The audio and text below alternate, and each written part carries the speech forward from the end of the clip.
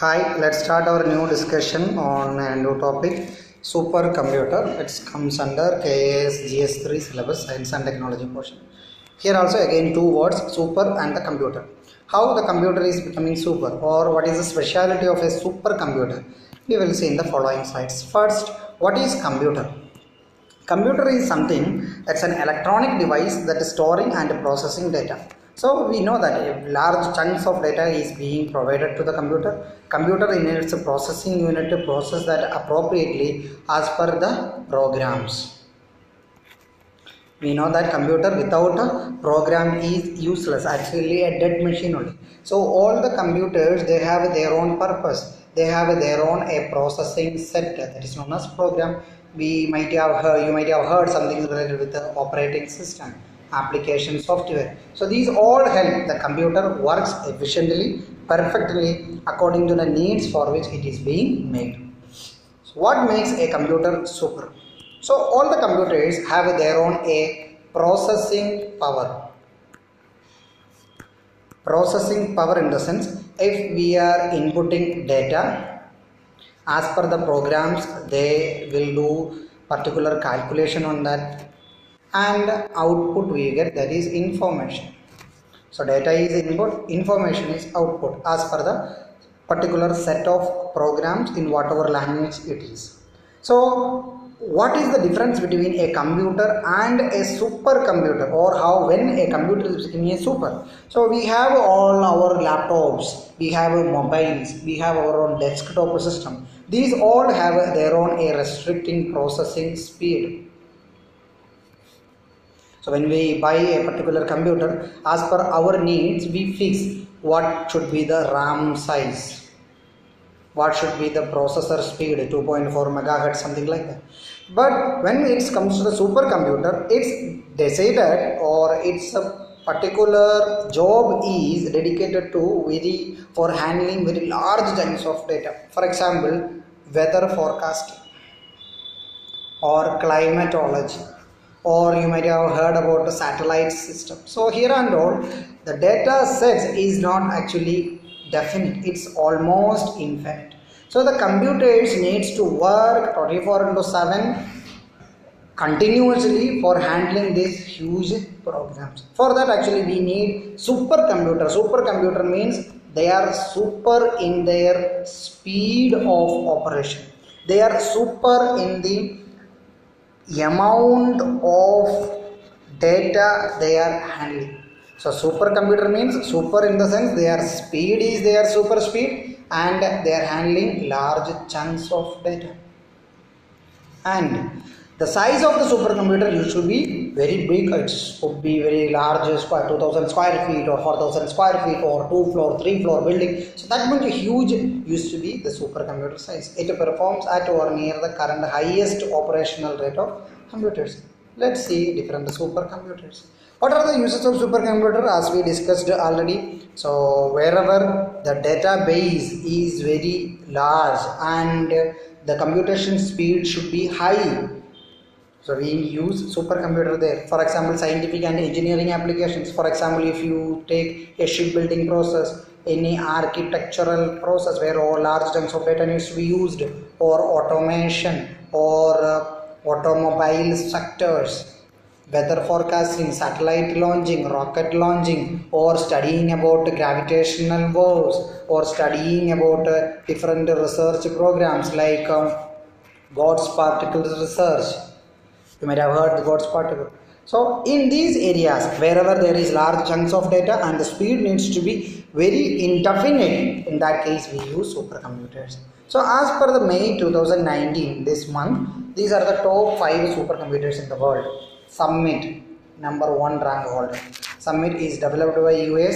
Its speed is petaflops, that is 122 into 143 petaflops. Okay, so US got this position, means supercomputer position, the highest speed supercomputer position in 2018 only. Till then it was held by Chinese Sunway Tiahulite, China's. So it's working around 93 petaflop speed. In 2016 June, it became the fastest supercomputer in the world.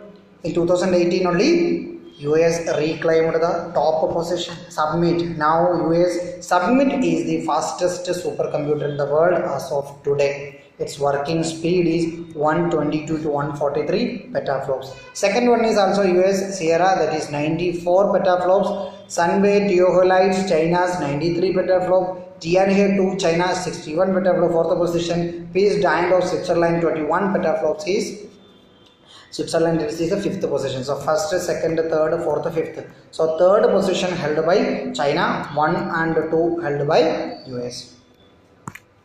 What about the India and the supercomputers? So India was actually very late in supercomputer development. We all know that in 1960s, by the end of 1960s only, we established our own ISRO and we have started our own space exploration.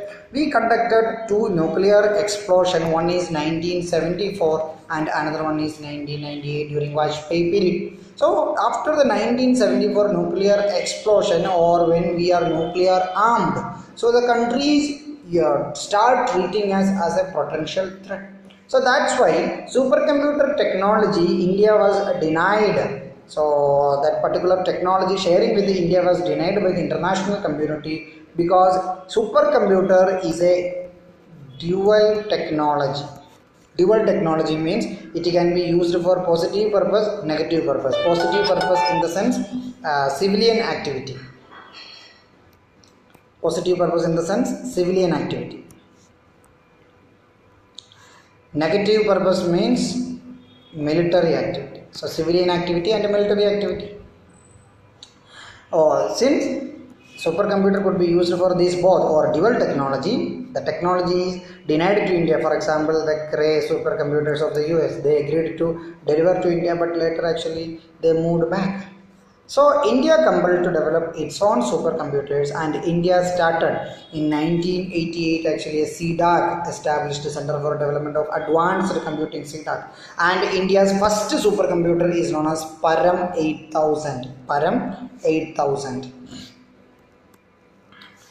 1991, then Aditya from Indian Institute of Meteorological Development, so second one. So later on India actually progressed a lot in the supercomputer, and today we have actually a dedicated program by the government for development of supercomputer, that is National Supercomputing Mission NSM. National Supercomputing Mission NSM was launched National Supercomputing Mission NSM, that is was launched in 2015 by the current Modi government. So national supercomputing, its aim was a supercomputing development of a supercomputing grid of 70 geographically distributed areas, high performance computing centers linked to a high speed network.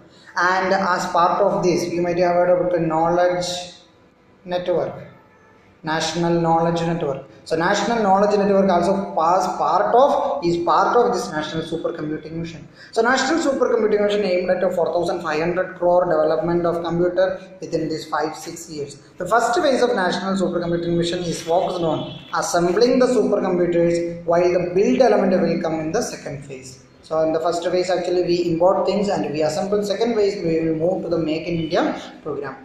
If things stay on track, IIT Kharagpur will have 1.3 petaflop machine, IISER Pune will have a 650 teraflop, IIT BHU will also have a 650 teraflop computer each. That will enhance the research programs in these high institutes, high esteemed institute. So Supercomputer Education and Research, SCRC, a leading computer center having the state-of-the-art computing facilities of high performance computing for scientific research in India.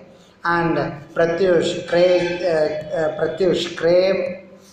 Cray systems, these all are part of India's supercomputing mission. So India, fourth fastest supercomputer in the world dedicated for the weather and climate research. India has that is Pratyush. Pratyush is the fourth fastest supercomputer in the world dedicated for weather and climate research. Listen very carefully. It is a specific one. For example, world dedicated for weather and climate research. So Japan, US, UK have their own fastest supercomputers for climate, weather and climate research. After that, India has its own, that is Pratyush, that is over speed of 6.8 petaflops. You should keep in mind the fastest supercomputer in the world is having more than 123 petaflops, and India's Pratyush is having 6.8 petaflops. What are the key challenges and the future plans for Indian supercomputer mission? One is limited funding. Our funds are actually very limited, very shortage, and only 10% of its total cost for NSM has been released at the end of this 3 years. Means in 2018 result is actually very less than 10%. Less than 10% means 4,300 means less for below 50 crores spent for this mission. They wanted to implement their first phase by 2018 end. So that is India's problem mainly. One thing is limited funding, and already the funds are allocated, implementation success rate is very less, or the enthusiasm of the bureaucrats for implementing this is comparatively low. That's it. Thank you.